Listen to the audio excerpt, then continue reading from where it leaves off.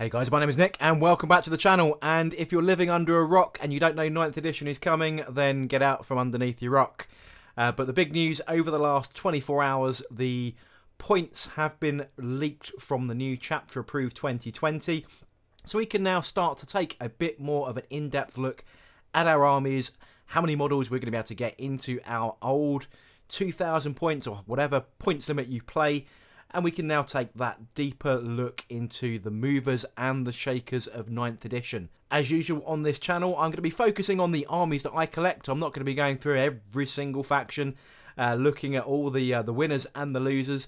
But in this video, we're going to be taking a look at my beloved Thousand Sons and see who has come out as a potential winner and maybe even who the losers are in the new edition. So let's get straight into the video.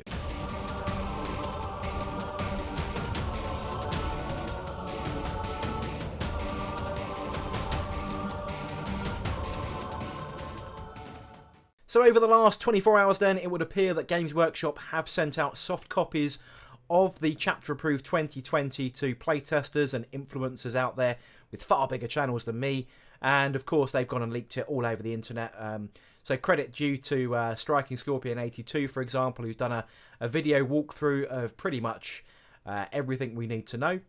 And then people have taken that and either modified their rulebooks and shared those out, or they've made a very nice Google Sheet with all the movers and shakers. So if you're interested in your specific faction, I'll leave a link of that spreadsheet in the description of the video below, so you can go and see whether, you know, if you're a Custodes player, for example, you can go and see what that looks like for you. But I'm going to be talking through the Thousand Sons in this video. The first guy we're going to take a look at then is our Master of Disaster. That is Ahriman himself, and specifically Ahriman on disc. Previously, 166 points including war gear. He has gone up by a meagre 4 points to 170. Bear in mind, right, points have gone up across the board on the most part. There's a lot of war gear that's now been included in the base cost of a model. So we need to be very careful when we're doing our calculations here that you go, oh look, an aggressor's gone from 21 points to 40. But the 21 excluded Boltstorm gauntlets and Fragstorm grenade launchers. But the 40 now includes the gauntlets, for example. So there's a lot of mix and match here, but we need to be careful of that. But back on topic, Ahriman up by just 4 points. A very, very low increase of points for such a potent psyker. For me, he continues to remain an auto-include in any Thousand Sons game. Next up for me then continues to be the Demon Prince of Tzeentch with wings. Now, he did go up in Chapter Approved 2019 to 185 points, excluding his war gear. That has not changed, so he's remained flat at 185. What does change though is the common taking of a pair of Malefic Talons. Previously, one Talon would cost you 0 points and a second one would cost you 10 points. That's now a 0 and 15 point change. So in effect, he is net increasing by just 5 points. For me, that still means a Demon Prince has a massive presence on the board. Still going to be taking him pretty much every list, if not two. With all the new changes to characters targeting with Lookout Sir, though, we do need to be cautious of him. He still does fit into that under 9 wound category, but we just need to make sure that we are extra careful when screening characters like a Demon Prince or even Ahriman that we've just mentioned. But yeah, a net increase of just 5. Pretty good winner all in for me. Another massive win then is with the Exalted Sorcerers, both walking and on disc. Contrary to Games Workshop telling us all the points are going up, the points went down on these two kinds of characters. So previous editions, the Exalted Sorcerer 112 down to 100, and the Exalted Sorcerer on disc 132 previously, now down to 120. Where the important aspect of this comes down to is the force stave. Force staves used to be 8 points per model. They are now free. So not only are we saving points on the base cost, we're now no longer paying for their force weapon. The only thing that actually goes up is if you take the Warp Flame pistol instead of the Inferno bolt pistol. So the Inferno bolt pistol remains at 0 cost. The Warp Flame pistol goes from 3 points to 5 points. So net saving on these guys is just insane. Where we're now going to have trouble with all these HQs that we really want to take, and Thousand Sons excel, as we know, at taking lots of HQs across all of our detachments, is the detachment tax.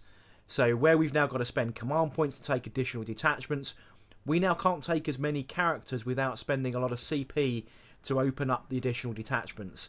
So this is where it's now going to get very tricky and very fine-tuney to start taking all of our beloved characters again.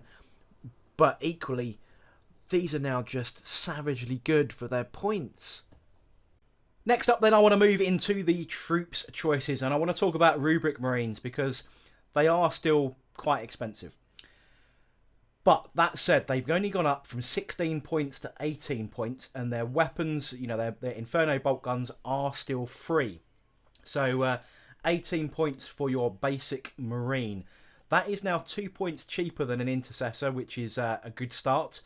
Because we do only have that one wound, but we do rock that 5+ invulnerable save and the all is dust rule. So it's still fairly fair, I would say, given that so many troops are going up on the mainstay. If we look at our ranged weapon option upgrades, I always take a Soul Reaper cannon when I've got a unit of 10. That has remained at 10 points, so we don't have to worry about that. That is still no change there. And then when we move into the Flamer, the Warp Flamer has remained at a flat 8 points as well. So a net increase of just 2 points per model. But where we're looking at a slight reduction in general, but not overall, depending on the size of the unit. And that comes back again to our close combat weapon, our 4-stave on the Aspiring Sorcerer. Previously, we would pay an additional 8 points for that. That is now included and is free. So basically, after your 4th Rubric Marine, you're then going to start paying the extra 2 points than you were previously, because 8 points divided by 4 gives us that number. So that's where I'm at with that. I think, from a points perspective, I think they're probably pitched a little bit better now in comparison to other troops that are now going up in price. Because of those 2 bonus rules that we get, and with all the the special abilities we can throw at them and the stratagems we can throw at them, they are probably pitched more realistically, especially when we consider the baseline Intercessor now from the Space Marines. They've gone up from 17 to 20, but we all know they are double wounded, but they don't have the invulnerable save and they don't have all his dust. So 18 points I'm not too fussed around. The big saving does come again, that 4-stave being reduced to a free cost. So for me then, Rubric Marines are still a bit of a winner, but where we're going to go into a slight losing category now is with our other 2 troops choices. Chaos Cultists have gone from 4 points to 6 points, and our beloved Zangors, the mainstay of many Thousand Sons players, have gone from 8 points to 9 points. Not a big increase on Zangors, but a big increase on Chaos Cultists. There seems to be a big theme from Games Workshop this edition, that your chaff units that are there predominantly previously just to fill up detachment requirements to gain command points, they're now no longer overly required to do that. So chaff units like Grots and so on are being pushed up in points. The good news though is our Zangor blades do remain at 0 points. They are included. But if you do want to take the auto gun and chainsword combination that you can do as well, they are also 0 points. So 9 points no matter what you take with your Zangors. Now, are Zangors a real loser? Probably slightly, but they are still a good melee unit to take in your Thousand Sons army. So for me, they're still a big choice to take. We used to take them in those large blobs. You know, if you played any kind of sensible game of Thousand Sons, you would take them in 20 or 30 man units. The addition to the blast rule weapons does make that a bit of a challenge now, because if you recall, anything 6 to 11 models, I believe, was it 6 to 10? One of those two. Blast weapons would get an auto flat 3 shots against you, and anything in the larger category, they would max out on the number of shots. So a battle cannon, for example, would auto do 6 shots rather than d6. So they are going to lose out slightly on that, but with the new terrain rules that we've now got, with most of terrain being obscuring, there are better ways to hide them, and also combine that with outflanking abilities. They are still a good choice for me. I don't think they've been penalised too much. But Cultists, I don't think I'm going to be taking Cultists anymore, because I did take them just to fill out my mandatory troops choices. But it's going to be subject to the rest of the army build. But for me, you know, you take them to fill out that compulsory choice. Do you really need to worry about it too much? Probably not so. And just to fill out that Wargit option, the Brayhorn, which is the +1 to your charge range, has remained at a flat 10. So we've got no worries on that either. And that is an essential piece of gear for any Zangor melee unit. Moving into the elites category then, I'm going to start off with the Zangor Shaman, who I think is actually a winner as well. 85 points he is now, previously was 82. But again, his force stave is 0 cost, so 85 points actually means he is a net reduction. So for another character that's in an elite slot and not an HQ slot that does a full powered smite, Zangor Shaman, in my opinion, is probably an auto-include still. Sticking with the elite slot then, let's talk Scarab Occult Terminators. They've gone from 26 points to 30 points per model. Their ranged weapons haven't taken much of a hit. The Soul Reaper Cannon, as mentioned before, stays at a flat 10. Inferno Combi Bolters, which is their weapon of choice, has remained at 3 points. The Heavy Warp Flamer, which is the alternative weapon loadout to the Soul Reaper, has actually dropped from 17 to around 15. And yeah, still not convinced on that because of the range issues that you get with flamers when you're deep striking, so that's why it's never a popular option. And then finally the Hellfire Rack. That has remained at 15 points. Once again, the Aspiring Sorcerer will benefit from his free force stave. One thing to note though is that the power swords that the Terminators come with have gone from 4 points to 5 points. So in effect, every model has gone up by exactly 5 points, but then you're minusing 8 from your total for the free force stave. So depending how many you run in your unit, you can do that mathematically. And of course, if you do prefer that Heavy Warp Flamer, you're saving yourself a massive 2 points with that. So overall, not a terrible loss. And also to consider that, you know, they can still teleport. Teleportation without using any CPs to outflank you or to use a stratagem is probably quite valuable, especially with all the secondary objectives that are coming in with the new edition and with those new missions. So yeah, I still think there is definitely a place for Scarab Occult Terminators, even with that points increase. Now, you might have to make a slightly smaller unit or make a sacrifice here and there to be able to squeeze another one in. But yeah, I'm still a fan of those guys. Let's move on then to some fast attack. We've only got 2 choices here, Chaos Spawn and Zangor Enlightened. Chaos Spawn have just gone up by just 3 points a model. They are still an utter bargain, but were used really to pad out any fast attack choices for me, or use them to for the special abilities where you can convert enemy models into Chaos Spawn. Still a good filler unit if you're struggling with points to throw one of those in, but points are probably still better spent elsewhere. Let's talk Zangor Enlightened though. This is probably the biggest change for me. They've gone from 13 points to 18 points. That is quite a large increase overall. The Fatecaster Bow, which is probably the most common weapon that they take, has remained at 2 points each. So in effect, we've gone from 15 to 20 points. So quite a large percentage increase. Now they are an exceptionally good unit for what they do. Really, really powerful. So probably balancing them up a little bit now is probably the right thing to do, because everyone used to take them for that extra shooting with those great bows. The good news though, for those close combat orientated and want the Divining Spear, that is now free though. So instead of being 1 point, it's now 0 points. So your base one close combat version is a flat 18 and the range one is now 20. So there is an increase there, and they are probably one of the biggest losers.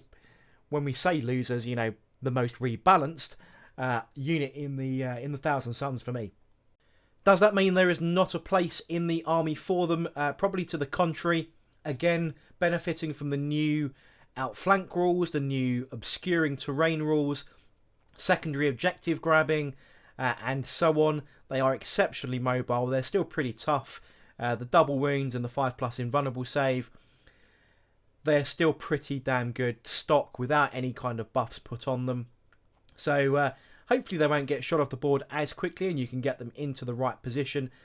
And with the new table size as well, that means that their Fatecaster Great Bows are probably going to be in range that little bit quicker to pick out some enemy targets.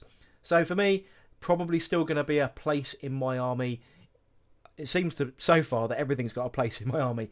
But I'd still like to run a Zangor Enlightened unit for sure. Next up, I want to talk about some heavy support. Now, I'm going to be focusing on two key ones for me, mainly because those are the models that I own. That is the Forge Fiend and the Mutalith Vortex Beast. Forge Fiend has base costs have gone up from 80 to 85 points. The Hades autocannons have also gone up from 20 to 25 points each, but the Ectoplasma cannon has remained at 20 points. Meanwhile, the Demonic Jaws or Demon Jaws have gone down. They are no longer 8 points, they are now 3. What does that mean for my shooty Forge Fiend then? I run it with Demon Jaws and Twin Hades cannons. So instead of costing me previously, as I refer to Battle Scribe, 128 points, we are now going from 85 plus 50, 135, a net increase of just 7. Now with all the vehicle and monster rules, this is a big win. Not only can he now move and shoot without penalty to his ballistic skill, he can now shoot in combat, and he can now help screen characters. So for just 7 points, this guy is now a beast. And topple that with the non-stacking modifier. So I use him as an anti-aircraft gun quite often. But previously you might be -1 or -2 because you might have had to move, and then the -1 for flying. There's no stacking of that now, so he's never going to be at worse than a -1 to hit. Now we can still stack all things like prescience on him, or the stratagem to give him rerolls to hit and to wound. Going to be much more viable. That stratagem of rerolling hits and wounds is now even more powerful. So for me, that is one of the big top 3 winners out of the Thousand Suns Codex for me. Moving then on to the Mutalith Vortex Beast. Previously he was just 125 points. He's gone up by 10 points, 135. There's no options for him. He's just got a flat increase. I've really struggled recently using the Mutalith. He's really good if you're running Zangor blobs for me because of the buffs that he can really give them. Big blobs are now going to be very difficult in 9th edition with the blast rules. So Mutalith might drop out of my list a little bit, and I might end up looking for a second Forge Fiend. Just because I think they are now going to be super good in that new edition. So the final unit in this video I want to talk about then is the Helldrake. Quite an epitome of many previous editions, not been so good in 8th. Is he going to be good in 9th? 120 points previously, now up to 130. The Bale Flamer has remained at a flat 20, so that's not increased. The other option he can take is the Hades autocannon. Now, the Hades has gone up 20 to 25, as I mentioned, with the Forge Fiend. Now, the reason a lot of people didn't take a Hades autocannon on a Helldrake was that as soon as you moved him, you were -1 to hit with it. It became kind of pointless. Now that that rule is no longer in play, the autocannon could become a viable option again. Especially as the Bale Flamer for me was always a bit of hit and miss, mostly miss, because of the random number of shots. And being a Flamer, it's not going to get the blast rule. So, yes, that's going to be an interesting choice to make, whether I choose one or the other, if at all. So the net increase is just the 10 points, realistically, because the weapons have remained the same. But that Hades going up by 5, probably that tax is there, probably because you're now not going to be -1 to hit when you move with it. Going to be an interesting choice. I'm on the fence with the Helldrake when it comes to building my next list. No Thousand Suns video is going to be complete without discussing Magnus the Red. So, I've already mentioned that he is back in a previous video. The Supreme Command detachment giving us Magnus as a free detachment, basically, and then refunding our command points for any of our smaller detachments, like our brigades and combat patrols. Magnus has gone up. He has gone up from 445 to 465, a 20-point increase. That's not as bad as I was expecting. There seems to be a big drive for the big expensive characters to go up a little bit.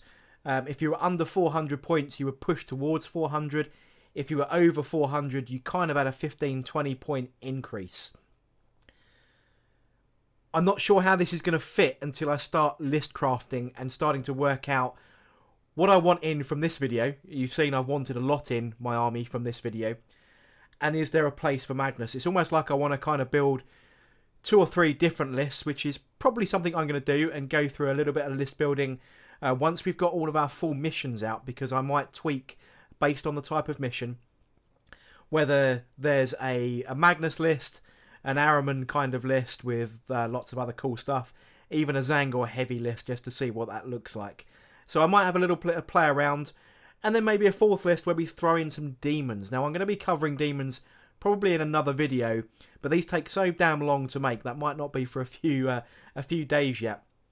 But I do want to go through demons just to cover the Tzeentch side of that as well, the movers and shakers within those guys. But there are demons within the Thousand Suns Codex. I didn't really want to talk about them too much because I want to cover those in the Demon Codex. So going back to Magnus, yeah, I want to play around with a few lists just to see what this looks like when I start putting this together. Obviously, Battle Scribe is the tool that we all use until this mythical, magical Games Workshop app, if it ever launches. They say it's launching, if it ever does. Comes with all the right gear on it. So I'm going to have to go back to pen and paper or Excel spreadsheet just to do this old school style. And see whether I can force him in and still make an effective list that's going to do all right, or whether 20 points is 20 points. That could be the difference between taking a Zangor Shaman, for example, and I definitely want to keep him in any of my lists. So yeah, that's where we're going to be with Magnus. Again, another on the fence unit until we start working out some lists. Again, probably not anything under the 1750 mark. I want to keep him special and at that big 2,000 point game mark and above. Anything less than that, I don't see why a Demon Prince or a Demon Primarch, should even be in the game. You know, that's my personal opinion. So yeah, watch for that in a future video. But that's going to wrap up this breakdown, the movers and shakers for me for the Thousand Suns. Just as a brief recap then, I think Araman on disc is definitely a winner. The Exalted Sorcerers are complete winners for me because they've actually gone down in points. That's just incredible. The Forge Fiend is I think a bit of a hidden gem. If you haven't used one before, give one a go. I reckon you'll like it. And final unit of choice, still going to be the Zangor Shaman for me, just because he's not an HQ. We can squeeze him in without having to take up another detachment, and he's a full-powered smite. He's on a disc, he's super fast. Yes, he's a character, and we need to be more careful with characters, but he's not gone up, he's gone down in points, so got to be a win, right? So those are my top picks. I'd love to hear from you in the comments section below. What are your winners out of the Thousand Suns Codex?